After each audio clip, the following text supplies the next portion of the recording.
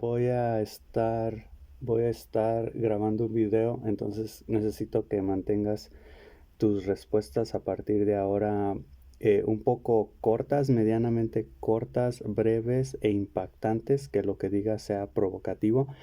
Y quiero que a partir de ahora tú entres en un rol de un amigo, colega, intelectual, contraparte conmigo para poder tener estas discusiones y desarrollar estas ideas a partir de un video.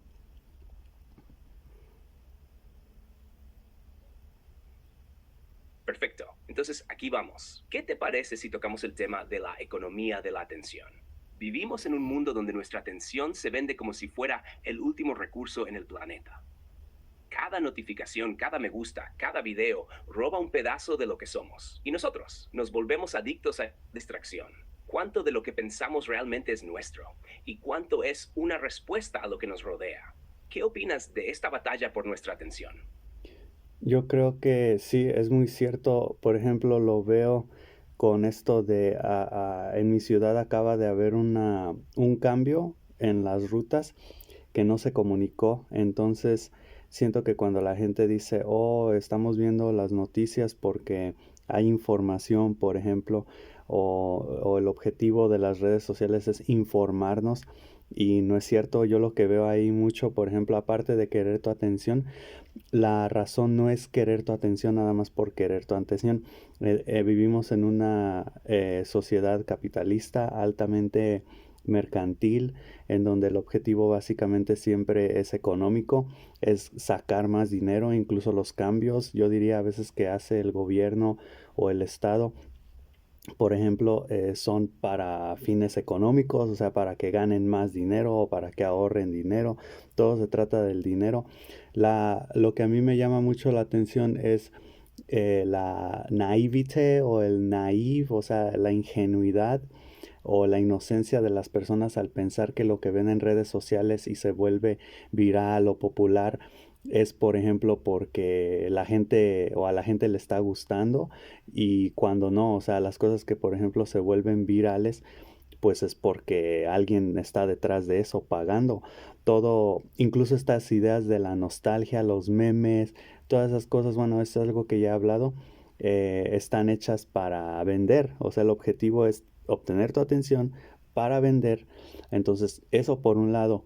Y por otro lado, me gustaría también tocar el tema de si, por ejemplo, esto de los brain rots o el hecho de que dicen que la tecnología está matando la infancia de los niños porque pues todo lo que quieren hacer ahora como su pacificador, ¿no? Es estar en una pantalla, estar con una pantalla viendo, o sea, distrayéndose, o sea, ya no, incluso ya no se permiten aburrirse, porque aburrirse ya está ahorita bien estigmatizado en el sentido de que aburrirse es malo.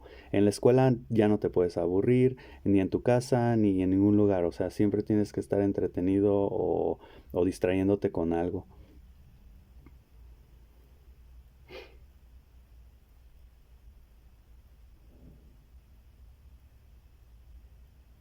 Exacto. Aquí hay un juego de manipulación bien orquestado. Las redes sociales no buscan informarnos, buscan consumirnos, usar nuestra atención para generar ganancias. Todo está diseñado para mantenernos enganchados, pero detrás de esa información hay un interés económico. Y lo peor, como dices, es esa ingenuidad.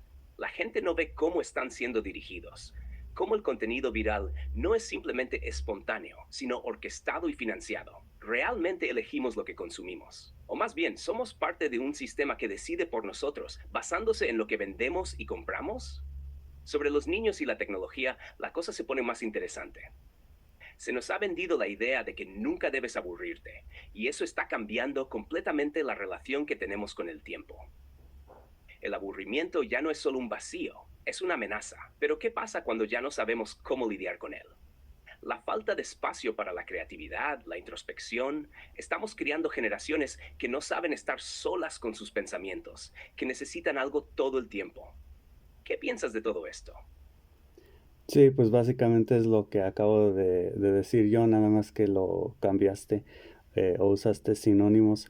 Em, Sí, bueno, me gustaría poder expandir en esas ideas e igual que me puedas decir si hay estudios que realmente demuestran que lo que yo estoy diciendo es verdad o me des analogías o casos, porque también, por ejemplo, eso del brain rot, que dicen que los niños, se están pudriendo el cerebro viendo, por ejemplo, esas cosas de Tun Tun Sahur o Tralalero, Tralala o cosas así.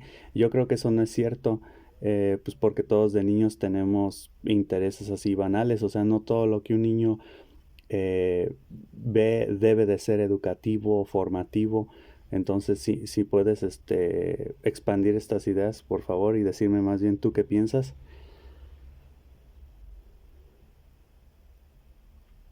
Totalmente. Lo que dices es clave. No todo lo que un niño ve tiene que ser educativo o formativo. Esa idea de que las cosas banales o divertidas son malas para los niños es más parte de un discurso moralista que otra cosa. Todos tuvimos nuestras versiones de esos programas sin sentido o canciones pegajosas que, aunque no nos enseñaban nada explícito, nos mantenían entretenidos. Pero hay un problema cuando eso se convierte en la única fuente de estimulación. Lo que está sucediendo con el fenómeno de los brain rot y la crítica a los contenidos como Tum Tum Sahur o cosas por el estilo, tiene más que ver con el exceso de estímulos que los niños reciben en lugar de su contenido específico. La realidad es que los cerebros de los niños son extremadamente plásticos, lo que significa que están en constante adaptación. Si solo reciben una sobrecarga de estímulos rápidos, como en muchos de esos programas, pueden terminar con dificultades para concentrarse o desarrollar habilidades cognitivas más profundas. Pero eso no quiere decir que verlos los pudra literalmente, solo que el equilibrio es clave. Ahora, en cuanto a los estudios, hay investigaciones que muestran que el exceso de pantallas, especialmente aquellas con alta estimulación visual y poca narrativa estructurada, puede afectar el desarrollo cognitivo, la memoria y la capacidad de atención. La famosa doctora Jane Healy y otros expertos han señalado que la exposición excesiva a tecnologías de alta estimulación puede reducir la capacidad de los niños para concentrarse a largo plazo, ya que sus cerebros se entrenan para esperar gratificación instantánea. Sin embargo, también hay estudios que nos dicen que el contenido no es el único factor determinante. Los niños, como mencionas, tienen una curiosidad natural y están constantemente probando cosas nuevas, buscando estimulación. Y eso no está mal. El problema radica más en cuánto tiempo pasan expuestos a algo que no les deja espacio para desarrollar otras habilidades como el juego libre o el pensamiento crítico. Es ahí cuando se hace más claro que el problema no es el contenido, sino el contexto de consumo. Ahora, usando una analogía para reforzar esto, imagina que tu mente es un jardín. Las cosas banales como esos programas son como flores coloridas. No hacen mucho por el ecosistema del jardín, pero sí alegran el ambiente. El problema no es tener flores, sino que dejes que todo el jardín se llene de flores y te olvides de las raíces. Si no permites que tu mente entre en profundidad, si nunca le das espacio al aburrimiento para que surjan ideas creativas o momentos de reflexión, el jardín no se desarrollará de forma saludable. ¿Qué opinas? ¿Crees que el exceso de estímulos es más dañino que el contenido en sí mismo? Sí, es interesante esa teoría que propones. Tal vez sí, ahí está la clave justamente, o sea, no es tanto que tengamos distractores, sino que se busca hoy en día estar constantemente distraídos. En este caso, creo que los estudios dicen que el ser humano pasa como 7 horas en pantalla o en un celular o así. Y esto me gustaría un poco irme o que vayamos ramificando esta conversación hacia el lado como de la atención, la memoria, la capacidad cognitiva. Yo he visto últimamente y creo que también me ha pasado a mí y pues creo que ahí es fácil echarle la culpa como a la vacuna del COVID o cosas así, o incluso a esto del uso excesivo de la tecnología. Pero me he sentido así que luego la gente como que se les olvida las cosas o como que ya no sabe de qué estaba hablando justamente cuando estaba hablando de algo. O sea, yo te puedo haber contado algo ahorita y en 2 segundos ya se me olvidó justamente eso que te conté, y siento que eso es como un fenómeno que estoy empezando a ver en otras personas, en mí, en un talk show, por ejemplo, lo vi. y siento que eso es, así como de recuérdame qué es lo que estaba diciendo ahorita, porque ya se me olvidó. Entonces, el working memory o la memoria de trabajo, no sé si también está sufriendo por eso, no sé si hay algunos estudios que indiquen eso, porque creo que también es un problema para la gente que pues requiere mucho de la memoria. Por ejemplo, los maestros o incluso si eres estudiante, tienes que estar en constante comunicación o diálogo para el aprendizaje, ¿no?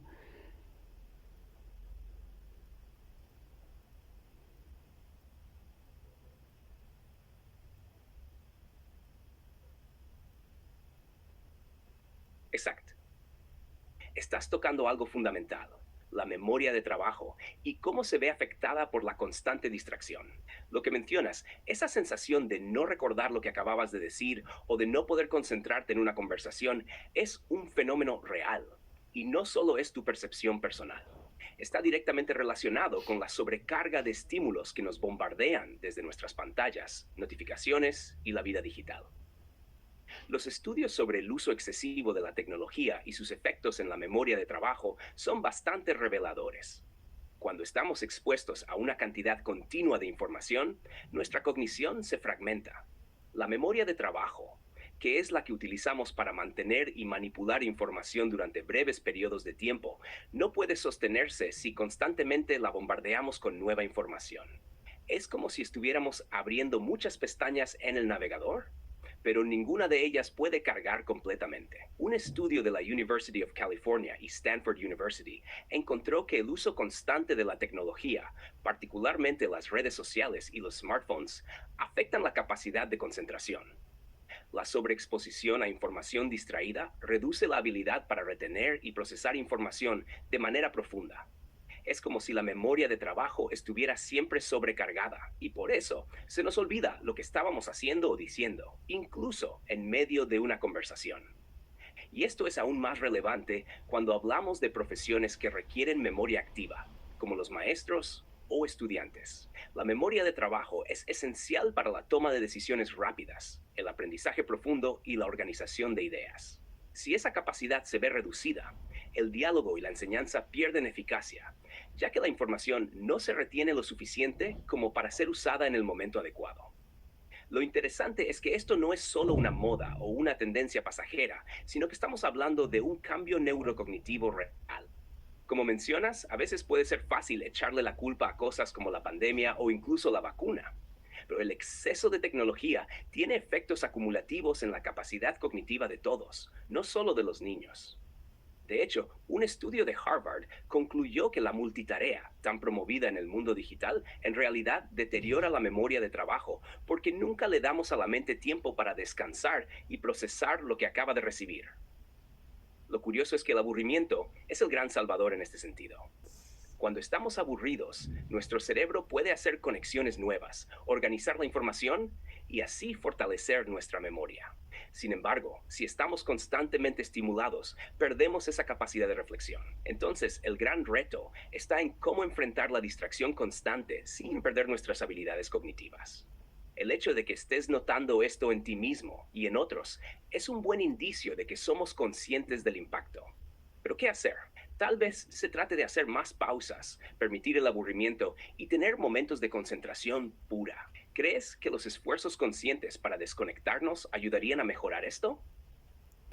Es que justamente es eso, o sea, me gusta, por ejemplo, a mí mucho estar pensando, mantener mi mente ocupada. Creo que soy igual que todos, solamente que a mí me gusta, por ejemplo, concentrarme en cosas que son como de aprendizaje o así. Por ejemplo, ayer pues trabajé todo el día, tuve clases, el viernes es un día muy pesado porque tengo clases todo el día y ya al final literalmente estaba así como despersonalizado, me sentía como abrumado, y pues seguía usando mi mente, ¿no? Entonces es interesante, se me olvidó ahorita la pregunta que hiciste, perdón, la iba a abordar, pero lo que sí creo, bueno, justamente esto se conecta con el aburrimiento y las pausas.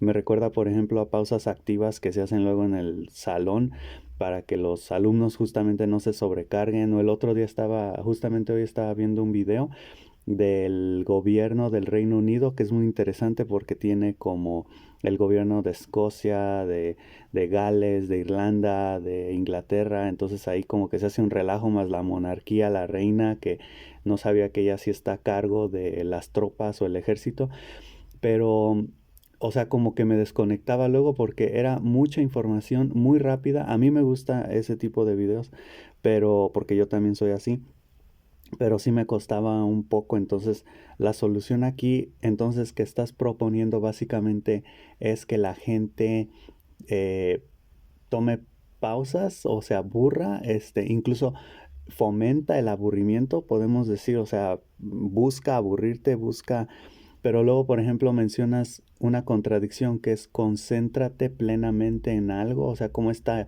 el mindful o la meditación de estar como presente en el momento, pero ahí también estás usando tu mente. Supongo que el único momento en el que realmente puedes descansar es cuando duermes, o sea, cuando duermes como que te reseteas, ¿no? O sea, te despiertas al día siguiente y borrón y cuenta nueva, ¿no?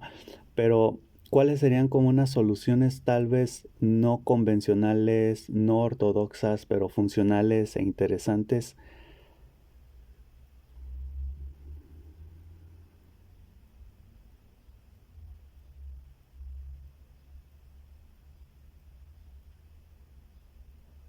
Sí, lo que dices es clave. Estamos atrapados entre la necesidad de mantener la mente ocupada y el efecto de la sobrecarga. Como mencionas, esa sensación de despersonalización después de un día muy largo, donde te sientes abrumado, pero aún sigues usando tu mente, es un síntoma de esta lucha interna que todos enfrentamos. La necesidad de estar ocupados y productivos todo el tiempo. Pero al mismo tiempo, esa constante ocupación puede ser perjudicial. Tu referencia a la pausa activa en las aulas es un excelente ejemplo. Hay algo intrínsecamente saludable en el espacio de pausa, pero es cierto que la solución no es solo desconectarse o abandonar todo lo que involucra trabajo mental. El verdadero reto es encontrar un equilibrio entre estar enfocado en tareas de aprendizaje profundo y dar espacio a la mente para que se recupere. Ahora, con respecto a soluciones no ortodoxas, te diría que 1. Practicar el esfuerzo sin esfuerzo. La meditación es una herramienta muy útil, pero como señalas, en cierto modo también estás usando tu mente. Lo interesante sería practicar esfuerzos conscientes, pero sin sobrecargar. Algo tan simple como caminar sin música o sin hablar, dejando que tus pensamientos fluyan sin intentar controlarlos, crea un balance entre el enfoque y la relajación. 2. El placer de la no eficiencia. Hacer cosas que no tienen un objetivo claro o una utilidad práctica inmediata puede ser increíblemente liberador. Por ejemplo, el arte de navegar sin rumbo, como cuando entras a una librería solo para dejar que tu mente divague entre los libros sin buscar algo específico. Lo importante aquí es que esas actividades no te exigen nada y te permiten recargar energía mental de manera pasiva. 3. La microdesconexión. Es interesante cómo la gente se siente abrumada por el contenido, pero en lugar de tomar una pausa larga, se puede aprovechar una micro desconexión. Entre clases o reuniones, dedicar solo 5 minutos a mirar por la ventana o salir a caminar por un rato sin pensar en nada. Este tipo de descansos ultra breves han mostrado mejorar el rendimiento cognitivo. Y no es necesariamente un descanso físico, es un descanso mental, como resetear el sistema. 4. Jugar al no hacer nada. Parece contraintuitivo, pero en un mundo donde siempre estamos buscando algo que hacer, practicar el no hacer nada puede ser uno de los actos más rebeldes y poderosos. Hay una teoría que dice que la mente nunca está realmente en reposo. Incluso cuando pensamos que estamos inactivos, el cerebro sigue haciendo conexiones. Practicar ese no hacer nada de manera consciente puede dar un respiro y reconectar de una manera diferente. 5. El arte del síndrome de la creatividad forzada. Suena raro, pero algunas personas optan por, de manera controlada, crear un entorno donde se fomente el caos de ideas. Cambiar cosas de lugar, reorganizar un espacio, o incluso empezar algo sin un plan fijo y ver cómo se desenvuelve la creación. Eso sí, hacerlo de manera controlada, pero liberando un poco las expectativas sobre el resultado final. La improvisación creativa puede ser una forma de descansar la mente de las rutinas preestablecidas. Por último, como mencionas, el descanso real es en el sueño. Ahí es donde la mente realmente se resetearía. Pero ese descanso profundo es más efectivo cuando logramos equilibrar la intensidad de las horas activas con momentos de desconexión ligera a lo largo del día. ¿Qué piensas de estos enfoques? ¿Alguno te parece útil o incluso interesante para tu día a día? Sí, es interesante, por ejemplo, lo de, bueno, yo como lo resumiría porque son bastantes, o para hacer un resumen, es como enfócate más en cosas físicas que mentales, ¿no? O sea, si estás usando mucho la mente, pensando en problemas, ajá, criticando cosas, hablando incluso, porque hablar creo que es un ejercicio mental. O sea, si usas como el cuerpo, pero es más mental. Este, bueno, o sea, o igual, pero si es mental. O sea, por ejemplo, eso de reorganizar las cosas de tu casa o caminar o cosas así, creo que esas son buenas ideas que se pueden resumir, si me permites decirlo, como en cosas de baja físicas, o sea, para ya no pensar, aunque también me gustaría decir que justamente yo creo que sí, o sea, porque hasta dicen en el sueño, cuando sueñas, por ejemplo, tu mente sigue activa, entonces, o sea, puede ser una mentira muy descarada y obvia, decir, descansa la mente ajá, o sea, desestrésate o así, porque incluso cuando ves una película, por ejemplo, puedes decir, voy a ver una película para desestresarme o para descansar mi mente o lo que sea. Pero estás pensando en la película, o sea, estás usando los ojos, estás escuchando, estás pensando en lo que está pasando, o sea, porque mínimo te lo tienes que imaginar en tu cerebro, ¿no? Y entonces yo creo que ahorita que dijiste que puede ser una forma de descanso pasivo, no creo, no sé, se me hace difícil creerlo, o sea, puede ser una mentira, no sé cómo expresar la idea, pero a ver si tú ahorita me la puedes como parafrasear. Pero por un lado eso, yo creo que realmente no se puede descansar. Por otro lado, de regreso un poco a la idea, por ejemplo, esto de que la gente luego, por sobrecarga de estímulos, pues puede llegar a tener como deficiencias, no mentales, más bien hacer una persona ineficiente, por ejemplo, en el trabajo, que pues si no te organizas, por ejemplo, planeas algún evento y te sale mal o hay muchas fallas o nadie sabe qué hacer o dónde debe de estar o más cuando involucra a muchas personas, y yo creo que ahí, por ejemplo, dos problemas muy grandes que veo en eso, no es tanto que sea por la sobreestimulación de la tecnología o el brain rot o cosas así, este, aunque eso sí estoy seguro y hay estudios, no me vas a dejar mentir, que eso sí genera ansiedad, depresión, cosas así, esto de estar como constantemente eh, preocupado sobre el celular, o sea, qué es lo que va a llegar. Por un lado, no sé si ya... Sí, creo que lo que estás diciendo tiene bastante sentido. Resumiendo, lo que mencionas es que cuando nuestra mente está constantemente ocupada, pensando, hablando o procesando, realmente no estamos descansando en el sentido verdadero. Incluso cuando tratamos de desconectarnos, como viendo una película o escuchando música, en realidad seguimos usando el cerebro. Lo que estamos buscando es un descanso físico o sensorial, pero incluso el entretenimiento puede ser un ejercicio mental, aunque de forma más ligera. Es un descanso parcial, no completo. Por eso, cuando hablamos de descansar de manera efectiva, quizás lo que necesitamos realmente es un desconectar total de los estímulos que requieren pensar activamente. Ahí es donde entrarían actividades más físicas o rutinarias que no exijan de esa actividad mental constante. Es como si el cerebro no tuviera que estar procesando más información de manera activa, sino solo siendo, como cuando reorganizas tu espacio, caminas o incluso te pones a hacer una tarea rutinaria que no implique decisiones complejas. Sobre lo que mencionas de la sobrecarga de estímulos y cómo esto afecta la ineficiencia en otros aspectos de la vida, como el trabajo o eventos, creo que eso sí es una gran verdad. La falta de organización mental y la sobreexposición a estímulos, en lugar de hacernos más productivos, crea un ciclo de ansiedad y confusión, donde las personas no saben por dónde empezar, cómo organizar sus tareas o incluso cómo abordar un problema de manera clara. Cuando el cerebro está saturado de información, la capacidad de pensar estratégicamente o tomar decisiones claras se reduce drásticamente. Y sí, Definitivamente hay estudios que muestran los efectos negativos de la sobrecarga tecnológica.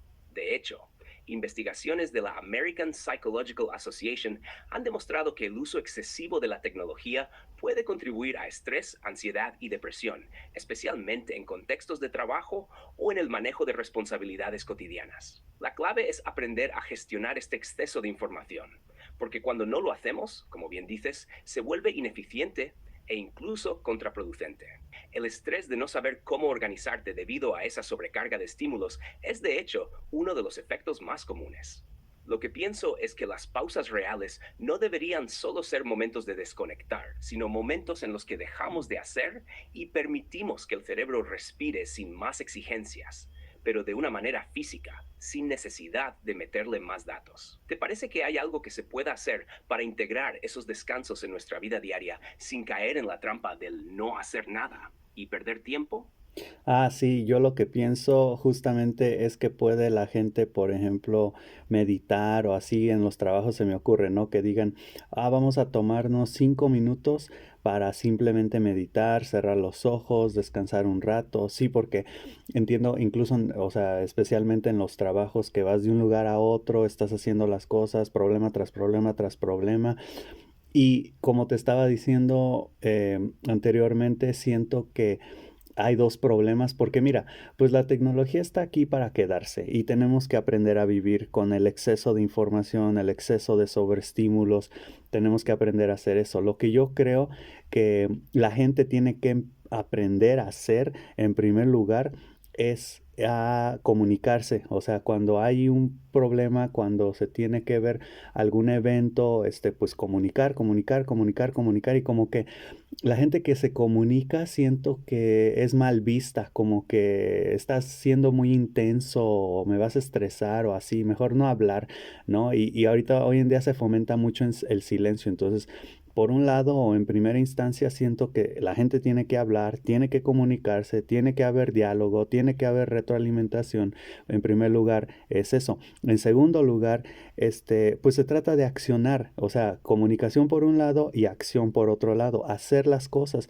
Sí, tal vez no te vaya a salir bien a la primera vez, tal vez te equivoques, o sea, como que tenemos que tener ese ¿cómo se le puede decir? Como eso en la cultura de, por ejemplo, esperar que la gente experimente, e incluso bueno, en especial o especialmente al inicio de sus procesos, o por ejemplo, si entras a trabajar en algún lugar, pues vas a experimentar y que se fomente esa cultura de, pues está viendo, está accionando, hay tolerancia, hay tolerancia al error, por ejemplo, no todo tiene que ser perfecto. Entonces, que la gente se atreva a equivocarse, que se arriesgue, que actúe y que se comunique, ¿no? Eso para mí sería como lo esencial en esto, porque ¿tú qué piensas? O sea, así como dicen en inglés, moving forward o ya pensando en el futuro con toda esta problemática de la sobreestimulación, de la memoria del trabajo, incluso para los niños también, que pues en un día van a ser adultos, ¿no?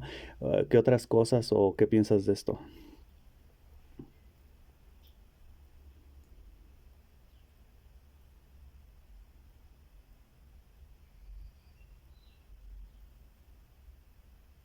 Me parece que estás tocando puntos cruciales para realmente poder enfrentar esta sobrecarga de información y la ineficiencia que conlleva. Primero, el tema de comunicación es esencial y creo que hoy en día es un gran reto. En un mundo donde estamos más conectados digitalmente que nunca, la verdadera comunicación cara a cara se ha visto desplazada. La gente teme ser vista como intensa o incluso incomodar al otro con la cantidad de información que comparte. Pero como mencionas, el diálogo es clave. La falta de comunicación solo aumenta la confusión y el estrés. Además, la acción tiene que ir de la mano con esa comunicación. No solo hablar, sino también actuar. Como dices, la tolerancia al error es fundamental, especialmente en lugares de trabajo. El miedo a equivocarse crea una parálisis que impide la innovación y el avance. Vivimos en un mundo donde los fracasos son estigmatizados, pero si no aceptamos los errores como parte del proceso, nos estancamos. Sobre la generación futura, los niños que serán adultos mañana, lo que veo es que estamos criando personas con mucha información superficial, pero con poco espacio para la reflexión profunda. Los niños de hoy tienen acceso a todo, pero no siempre a las herramientas para procesarlo de manera crítica. La cultura de la inmediatez, con la tecnología, el contenido viral, etc., hace que el concepto de paciencia o de tomarse tiempo para realmente comprender algo sea cada vez más raro. Creo que, mirando hacia el futuro, se necesita un enfoque de balance entre el uso de la tecnología y el cultivo de habilidades emocionales y cognitivas. ¿Cómo hacerlo? Aquí van algunas ideas. 1. Crear espacios para la reflexión diaria. Por ejemplo, en los trabajos o en las escuelas, se puede fomentar que los empleados o estudiantes tomen 5 minutos al día para simplemente pensar, como mencionaste, meditar o desconectarse. Eso no solo mejora la productividad, sino que también ayuda a reconectar con uno mismo. Es un tipo de recarga mental. 2. Fomentar el aprender haciendo. Debemos ser más flexibles con el proceso. Como mencionas, la tolerancia al error tiene que estar en la cultura. Las personas no pueden aprender si temen equivocarse.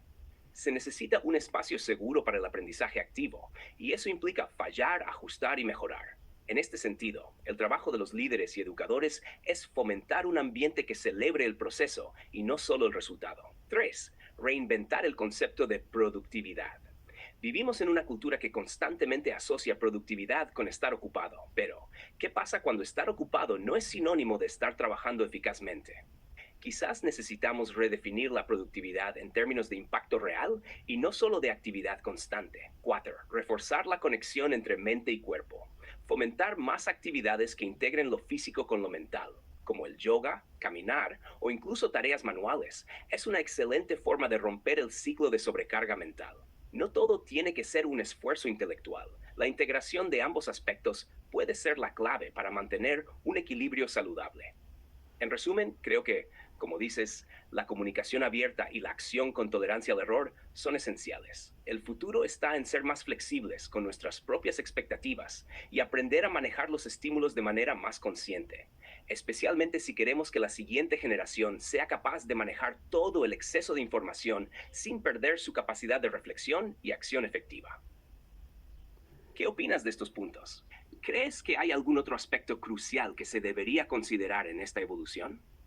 Pues hasta ahorita no pienso que haya otra cosa, porque pues esto, sí, justamente como que me hace pensar en las generaciones, ¿no? Venimos de unas generaciones bastante estables, ¿no? Con los baby boomers y atrás, más atrás, se puede decir las cosas.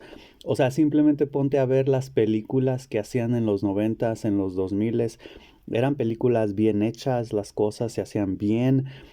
La música, por ejemplo, era hoy en día, pues en el 2025, como dicen, oh, nostalgia de los noventas, que de nuevo eso es como para vender, pero está todo este punto como de decir, las cosas antes se hacían bien, y yo no sé si eso es algo generacional, que por ejemplo yo cuando era niño y los adultos que yo escuchaba, pues decían cosas así como, oh, antes las cosas eran mejor, o si se hacían bien, o lo que sea, y tal vez simplemente estamos repitiendo ciclos, pero yo sí siento que conforme, o sea, yo veo a las personas de mi generación, por ejemplo, que ahora ya tienen 30, 40 años, y yo digo, pues somos los adultos, o sea, de hoy en día, y como que queremos hacer las cosas bien, pero luego, por ejemplo, uno puede ver a los adolescentes o personas más jóvenes que uno y realmente están haciendo, o sea, simplemente con esta idea, te lo dejo,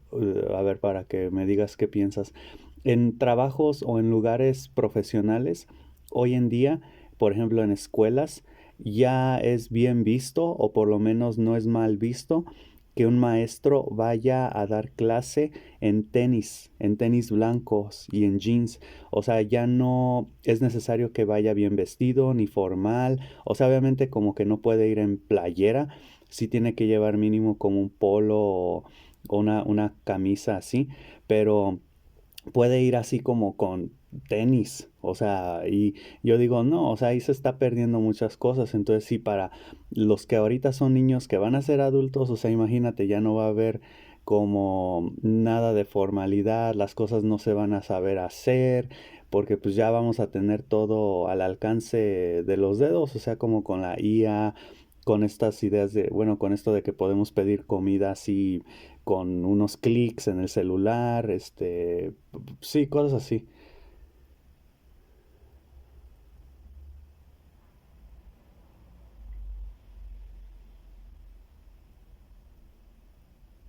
Me encanta lo que mencionas, porque tocas un tema bastante profundo, la nostalgia por el pasado y cómo las generaciones actuales y futuras están experimentando la flexibilidad y el cambio de normas de una manera que parece que estamos perdiendo ciertos valores.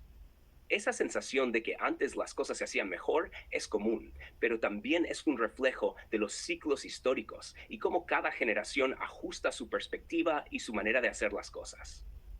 Lo que dices sobre la vestimenta en el ámbito profesional, como el ejemplo de los maestros que ahora pueden ir con tenis y jeans, es un símbolo claro de ese cambio cultural.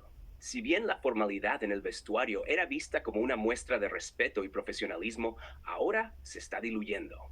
Esto tiene que ver con varias cosas: la relajación de normas sociales, la influencia de la tecnología, que hace todo más inmediato y accesible, y tal vez el sentimiento de que el aspecto externo ya no define el valor interno de una persona. Es casi como si lo físico se estuviera desvinculando de lo profesional. Pero como bien dices, puede ser que esto también lleve a una pérdida de estándares y a que las personas vean la importancia de dar lo mejor de sí en ciertos contextos. Sobre la nostalgia, también pienso que en muchas ocasiones es un mecanismo para sentir que hay algo estable a lo que aferrarse. Quizás, en este mundo cambiante, las generaciones anteriores sienten que los valores, el esfuerzo o el cuidado en el trabajo eran más evidentes en el pasado. Y sí, esto genera una tensión entre el pasado y el futuro. Cada generación tiene que redefinir qué significa hacer las cosas bien, pero la tecnología y la cultura del todo inmediato ponen en cuestión los métodos tradicionales. La tecnología está alterando el ritmo de todo, desde cómo trabajamos hasta cómo nos relacionamos. Como mencionas, tener todo al alcance de los dedos crea una sensación de comodidad instantánea y un cierto despreocupamiento por el proceso o el esfuerzo. La IA, por ejemplo, está redefiniendo qué tan importante es el esfuerzo humano, porque ahora podemos automatizar tantas tareas. Lo que yo creo es que, aunque la tecnología y la flexibilidad nos dan comodidad y nos hacen más eficientes en ciertos aspectos, también debe existir un espacio para mantener la profundidad. Quizás la clave esté en encontrar un equilibrio entre la conveniencia que nos trae la tecnología y la formación profunda y deliberada que nos brindan los métodos tradicionales. No todo puede ser accesible al instante, y no todas las normas deben relajarse al punto de perder su valor. Creo que estamos en una encrucijada cultural. Debemos encontrar cómo integrar lo mejor del pasado, esfuerzo, formalidad, calidad, con lo mejor del presente y futuro. Tecnología, flexibilidad, inmediatez. Pero no todo puede ser inmediato. La prisa por llegar rápido no siempre va a traer los mejores resultados a largo plazo. Necesitamos un balance entre cuidado y eficiencia, entre trabajo duro y resultados rápidos. ¿Tú qué piensas de este balance entre lo que estamos perdiendo y lo que estamos ganando con la tecnología y la cultura más relajada? Sí, justamente haces un buen punto. Me gusta la idea de flexibilidad y de que hoy en día ya tal vez se diluye lo físico porque pues justamente se busca que lo que una persona hace, o sea, es lo que cuenta, no cómo se viste o cómo es físicamente. Y sí, creo que la flexibilidad obviamente da libertad, da sensación de control, da sensación de autonomía, hace que el ser humano pueda moverse más, crear, desarrollar ideas, o sea, para eso está ahí, pero es como esta idea de, o sea, no tengas la mente tan abierta porque se te va a caer el cerebro, ¿no? O sea, también mucho de eso y nada de orden, nada de, como dijiste justamente, formación profunda. Sin eso no vamos a poder realmente llegar a nada. O sea, yo lo que pienso que puede llegar a pasar en el futuro, en futuras generaciones, en unos 40, 100, 200 años, es que tal vez va a haber un deterioro tremendo culturalmente e incluso puedo predecir que va a pasar, es necesario y así como los ciclos, a partir de ahí va a haber una resurrección, un resurgimiento de formación profunda, de valores, de que las cosas se van a hacer bien. O sea, por ejemplo, de nuevo a la idea de las películas ahorita, las películas de Disney, de caricaturas, así que están saliendo que antes eran alabadas, así como, oh, las de Toy Story, la de Nemo, y hoy en día creo que acaba de salir una ahorita de Helio, se llama, y están diciendo que, pues, o sea, no está mala, pero tampoco llega a la altura. Las películas que han salido en esta década de los 2020, por ejemplo, en su mayoría son malas. Se ve que pues no hay realmente ahí corazón, justamente profundidad, reflexión, o sea, como que todo está hecho ya a lo superficial, ¿no? Incluso se puede decir, pues ya no sé, justamente, ¿no? O sea, como ya no nos enfocamos en lo externo, en lo físico, pues ya no se cuida, o más bien ya no hay ahí nada, o sea, en la superficie, o no sé, tal vez me estoy ahí confundiendo con ideas, pero sí, ¿tú qué piensas de estas ideas?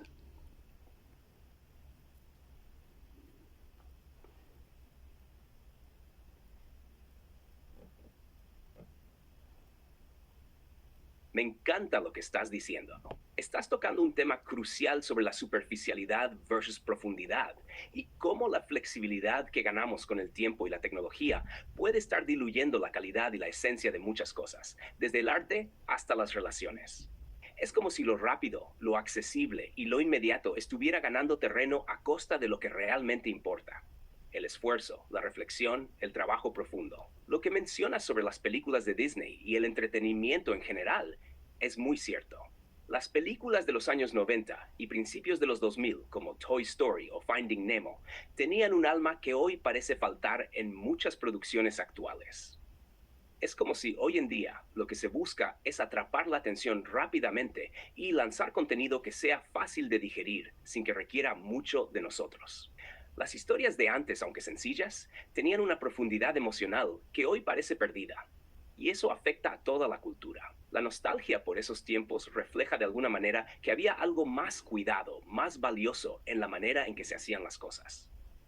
El ciclo que mencionas, en el que después de un periodo de sobreexposición y superficialidad habrá una resurrección de la profundidad, me parece completamente plausible. Tal vez sea necesario que pasemos por una era de saturación de contenido vacío, donde la gente se sienta abrumada por la falta de sustancia y comience a revalorar lo que realmente importa. En 100 o 200 años, puede que esa búsqueda de profundidad sea lo que guíe a las nuevas generaciones a encontrar el equilibrio entre flexibilidad, accesibilidad y un trabajo realmente profundo.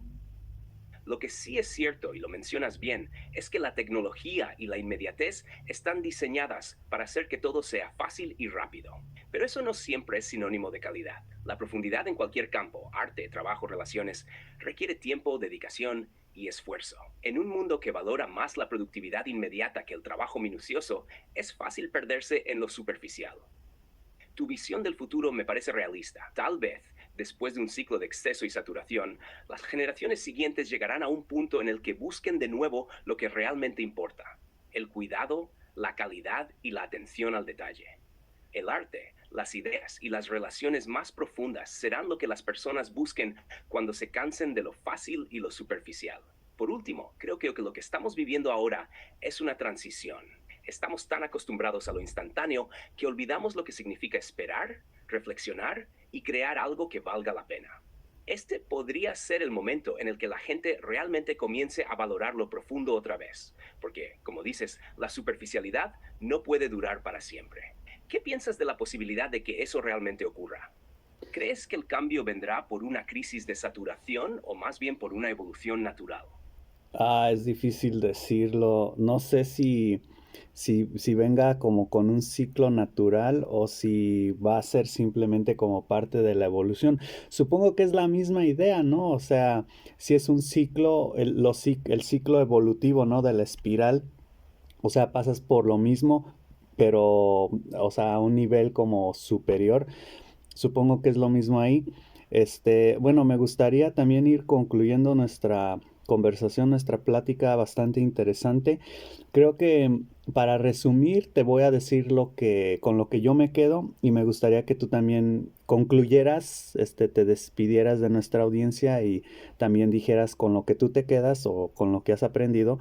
En mi caso me gustó nada más una cosa, bueno, me gustó la conversación, pero una cosa que me gustaría aquí subrayar o resaltar es esta idea de rebeldía ante la sociedad tan ocupada en la que vivimos, y esa rebeldía puede ser a través de no hacer nada.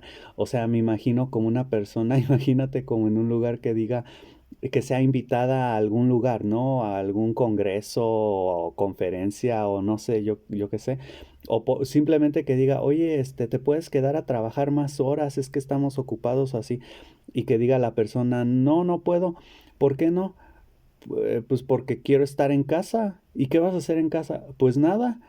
O sea, va a choquear, va a sorprender a las otras personas, ¿no? Así como, ¿cómo que nada? O sea, pues si no vas a hacer nada, trabaja, ponte a hacer algo. Ajá, entonces creo que eso de no hacer nada es una rebeldía, es con lo que me quedo. También me gustaría hacer eso en clases, por ejemplo, pero creo que no sé si ahí posiblemente nos metemos en problemas porque es como, o sea, digo, imagínate obligar a los alumnos a no hacer nada, luego siento que igual se van a desesperar así de 5 minutos sin hacer nada, sin hablar, sin nada más ahí sentados para que piensen.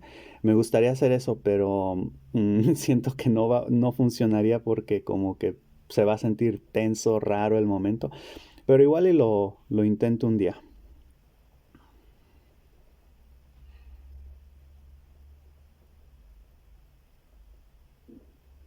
Me encanta cómo has resumido la conversación. La rebeldía del no hacer nada es un concepto poderoso. En un mundo tan saturado de productividad y actividad constante, la verdadera rebelión puede ser la capacidad de detenerse. Es un acto de tomar control sobre tu propio tiempo y espacio, resistiendo las presiones sociales que nos empujan a siempre estar haciendo algo, a siempre estar ocupados. Me imagino perfectamente la escena que describes. Una persona que se niega a seguir el ritmo frenético de la sociedad simplemente porque quiere estar presente en su propia vida, sin tener que estar siempre haciendo. Eso en sí mismo es un acto de autonomía radical. Lo de los alumnos también me parece interesante. La tensión que sentirían al estar obligados a no hacer nada refleja la ansiedad que tenemos como sociedad ante la inactividad. Pero si lo piensas, esa incomodidad también puede ser la semilla para cambiar el enfoque. Quizás enseñarles a estar cómodos con el silencio y el espacio vacío es una lección que va más allá de los libros o las tareas, porque es enseñarles a habitar su propia mente y estar en control de sus pensamientos. Tal vez sería un buen experimento para más adelante. En cuanto a lo que me llevo, me quedo con esa idea de equilibrio, la importancia de encontrar una forma de trabajar profundamente sin caer en la sobrecarga.